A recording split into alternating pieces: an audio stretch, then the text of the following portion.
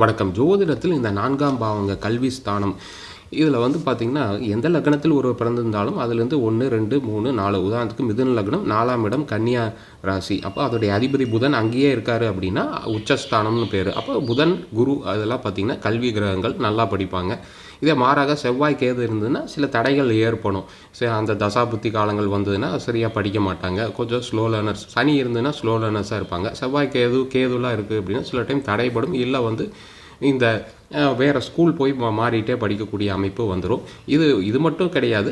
மற்ற கிரக பார்வைகள் இந்த அதிபதி வேறு எங்கேயாவது போய் பகை கிரகங்களோடு இருந்தாலும் அதை பொறுத்து மாறுபடும். இதே வந்து இயற்கையாக ஒருத்தருக்கு ஸ்கூலுக்கு போகாமையே அறிவு இருக்கும். நிறைய பேர் ஸ்கூல் ட்ராப் அவுட்ஸில் நீ பில்லியர்ஸாக இருக்க காரணம் 1, 5, 9ஆம் பாவங்கள் கரெக்டாக இருக்கும். 1ஆம் பாவங்கிறது புத்தி, அறிவு, சிந்தனை, பிரெயின் எப்படி வேலை செய்யுது. 5ஆம் பாவம் இயற்கையாக பூர்வ புண்ணியஸ்தானம் பிறப்புலேயே அந்த அறிவு அவங்களுக்கு சமுதாய அறிவு. இங்கே ராகு கேது சனி எது இருந்தாலும் நல்லா இருக்கும். 9ஆம் பாவம் அதிர்ஷ்ட பாவம். நம்ம சேனல் சப்ஸ்கிரைப் பண்ணி பாருங்கள். நன்றி.